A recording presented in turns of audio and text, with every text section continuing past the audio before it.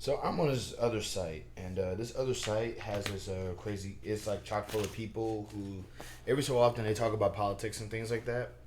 And a lot of times they kind of want to pinpoint an exact moment when things started to go wrong. And one of those moments that was like kind of talked about a little while back was Joe Rogan.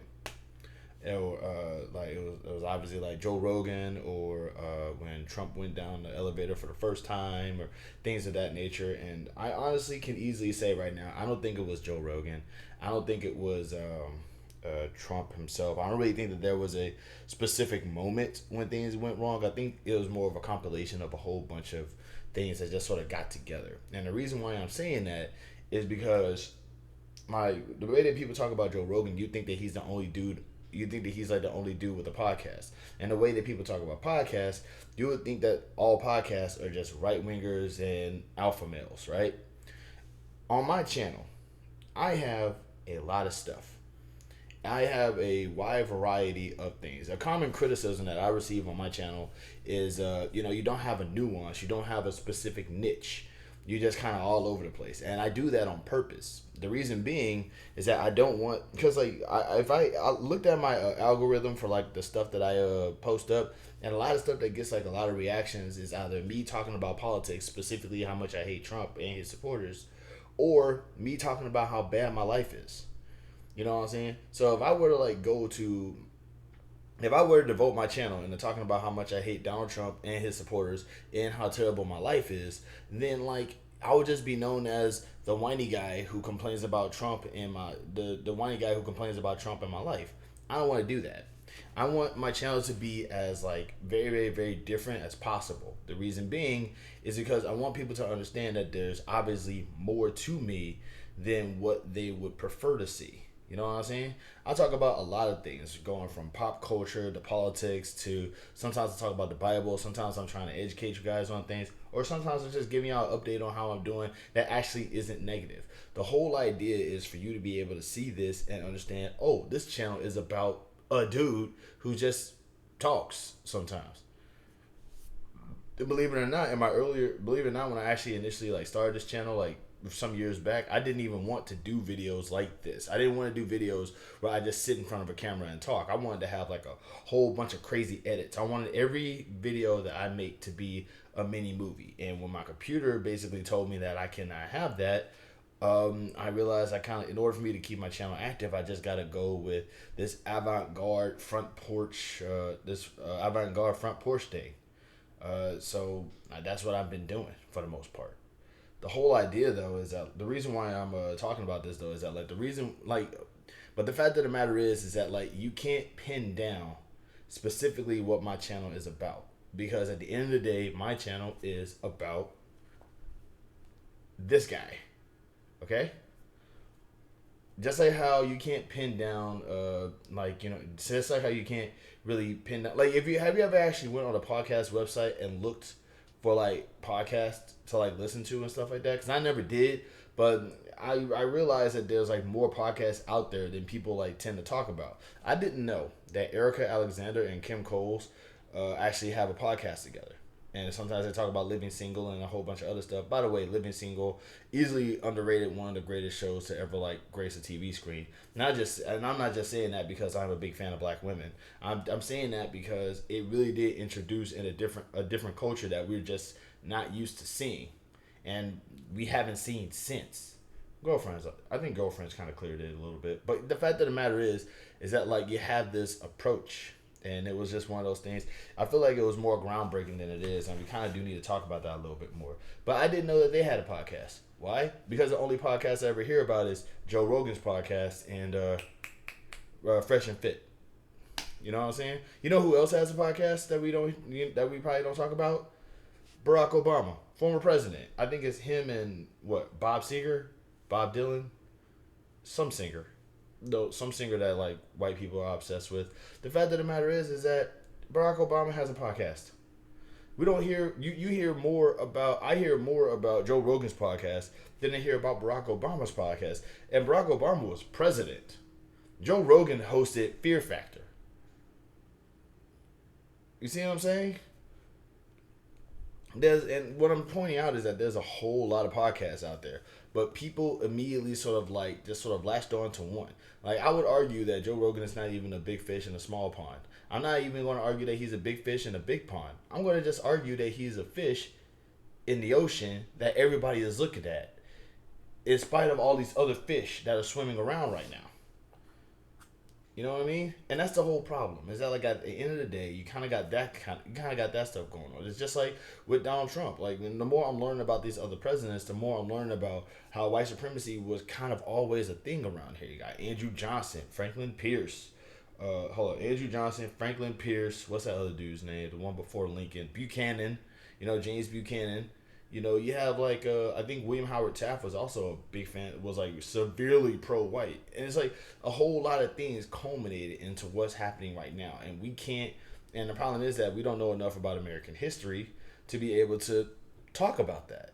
One Piece inspired me to learn about the 1700s and the 1800s, and the big reason being is because in One Piece there's something called the Void Century, that like it's just like a course of like 100 years that like apparently is just hidden from society. Whereas in real life we also have a void century, and our void century isn't hidden as much as we just don't care to learn about it.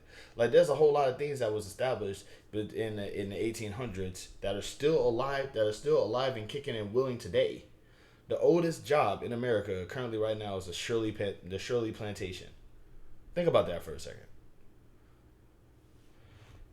The fact of the matter is that I'm steering off, but just bear with me. What I'm trying to point out is that like you can't pinpoint a specific moment when things got really bad, because it's a whole lot that goes into what is happening, and we as a society need to kind of care to look into that a little bit more, or at least I believe so anyway. And we also need to like stop giving attention to like some of the worst things. We really need to like address that fact that it's like we really need to address that it's not just one person's fault. It's society's fault. We have managed to like sort of give our attention matters. What we pay attention to matters. There's a very common phrase on the internet. Y'all make the wrong people famous. We do. We do. We do. We make the wrong people famous. We make the wrong people successful. We make the wrong people, we sort of like give our attention and our focus to the wrong people. And those wrong people go on to actually live off of the riches that they are provided. I was watching a slop video, and it was about this dude named Wes Watson, right? And that guy apparently is rich. And there was another video. It was about a dude named Jack Doherty, who is also rich. These people are rich and famous for just being obnoxious and being loud about it and happy about it and proud about it. Meanwhile, school teachers, you see what I'm saying? There's a girl right now on OnlyFans. Her name is Lil Tay. A whole bunch of guys gave her $1 million for being on OnlyFans after she turned 18. Meanwhile, workers, you know what I'm saying? It's just the whole concept is just basically like we provide like attention is currency, and we do need to kind of like at least take our time and focus on things that aren't really like we really need. It's like if we can focus on like making the worst people imaginable successful, then we could probably do the same thing for people within our communities, people within our families, ourselves. That's all I'm saying at the end of the day. It's really just something to like take into consideration, because like it's like giving a millionaire $1 million more is not helping anything. You know what I'm saying? Giving all your attention to like I get it. Crash outs are funny. I get it. Sometimes people like to just like watch other people just suffer because, well, it's funny because it's not me for once. That's not cool. We really need, instead of like trying to find other people who are suffering worse than we are so we can just mock them and be happy that they are suffering, we should be trying to find ways to end the suffering. And the thing is that like in history, we've actually done that before. We used to have a Great Depression. We used to have a Civil War. The thing that a lot of people tend to like forget about the Civil War is that the Confederacy didn't last long, but it did last 4 years.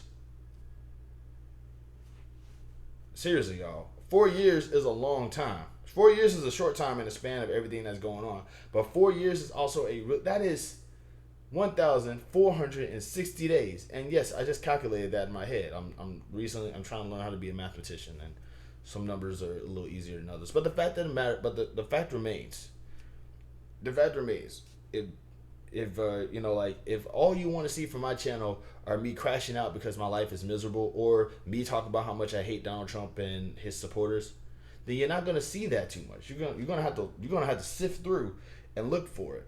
If you want, if you think that like Joe Rogan isn't like a big fish in a small pond, he's just the one that everybody is currently looking at right now. There's a whole lot of other things that we can be devoting our energy and our focus into. There is no one thing that kind of screwed up everything. There is no one solid point. There is no one issue or whatever. It's a culmination of a lot of things that we kind of do need to talk about. Yes, I know my fingernails are dirty. I just got off work. But yeah, we just really do. We need to address this though a little bit. We need to realize that as a society, we can. I mean, if we want to laugh, laugh. If you want to look at people crashing out, look at people crashing out. But also pay attention to things that will bore you. Pay attention to things that are necessary. Pay attention to things that will probably make you feel uncomfortable. Because right now, those things are only going to increase the more you try to stay away from them. In the meantime, I'm gonna go ahead and hit that old dusty trail. I got work tomorrow, and I'm depressed. So, um, that's it for now. Love and peace to every single one of y'all out there, and yeah, I don't blame Joe Rogan or Don. Like as much as I hate them, I don't blame them. They're just cashing in on what works, and I refuse to do that. Love and peace.